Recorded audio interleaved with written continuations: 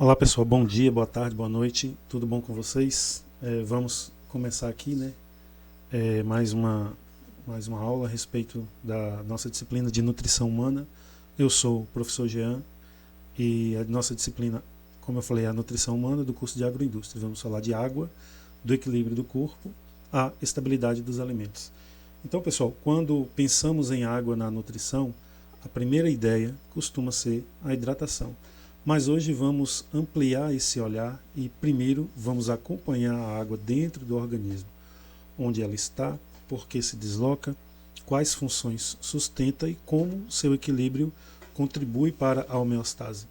E depois vamos levar esse raciocínio para os alimentos e perceber que quantidade e disponibilidade de água são conceitos diferentes, né? E ao final eu quero que consigamos responder a essa questão. Por que a água precisa estar no lugar certo e disponível na medida certa? E quando falamos em água corporal, não estamos falando de um único reservatório, né? Parte dessa água está no interior das células, formando o líquido intracelular, que é o líquido, né? E outra parte está fora das células, no líquido extracelular, que inclui o espaço entre as células e o plasma sanguíneo. O ponto mais importante é perceber que esses compartimentos não funcionam isoladamente, não existe troca entre eles. E isso nos leva à nossa próxima questão. Se a água pode deslocar entre os espaços, né, o que ajuda a determinar a sua distribuição? O que vocês acham? A distribuição da água, né, ela está relacionada a presença de substâncias dissolvidas nesses compartimentos, especialmente os eletrólitos. Observem a predominância de potássio no meio intracelular, de sódio no meio extracelular. E essa diferença ajuda a criar condições que influenciam o movimento da água através das membranas. Portanto, o líquido intracelular e o líquido extracelular não são apenas lugares onde armazenamos água, né? Então existe uma dinâmica entre eles. E aí surge uma pergunta importante, né? Por que o organismo precisa manter toda essa água em constante distribuição e movimento?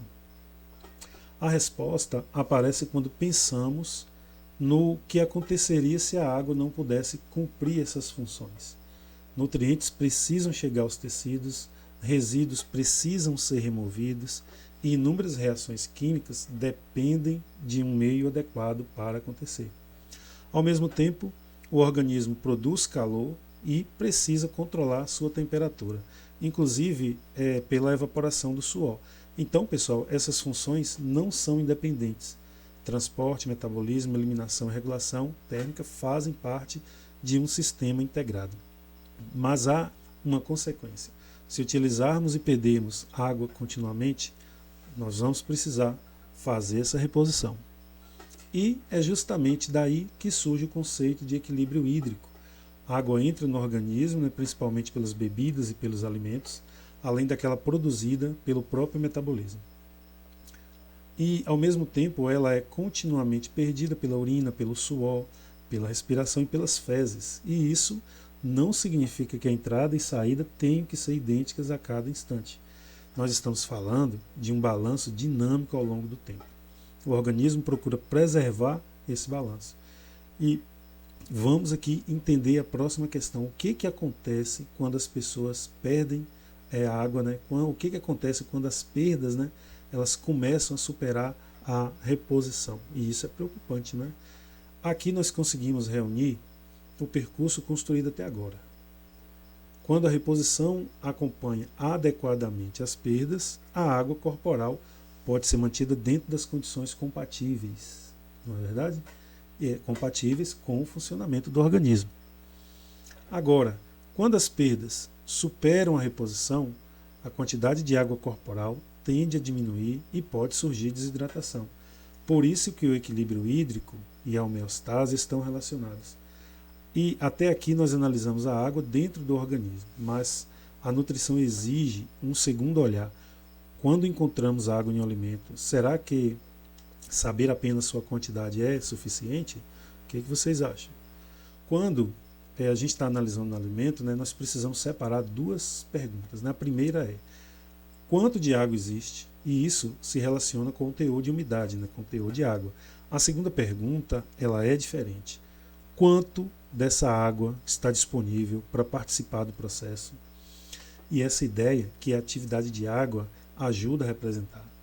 Quanto maior essa disponibilidade, maiores poderão ser as possibilidades de crescimento microbiano e de determinadas reações dependendo do alimento e das condições. Portanto, dois conceitos precisam permanecer separados. Quantidade de água e disponibilidade de água não significam a mesma coisa. Essa distinção é fundamental para compreender estabilidade e conservação dos alimentos. Então, pessoal, chegando aqui no final, né, conseguimos enxergar o percurso que nós completamos, né? No organismo, começamos localizando a água, percebemos a sua distribuição entre os compartimentos, né, e relacionamos esse movimento às funções fisiológicas. Depois nós vimos que as entradas e perdas precisam permanecer em balanço para contribuir com a homeostase. E nos alimentos, nós acrescentamos uma segunda perspectiva. Saber quanto de água existe não nos diz sozinho quanto está disponível.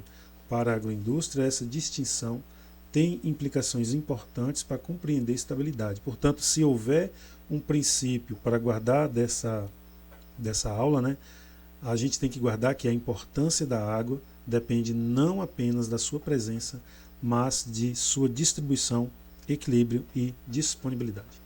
Valeu, pessoal, um abraço e bons estudos.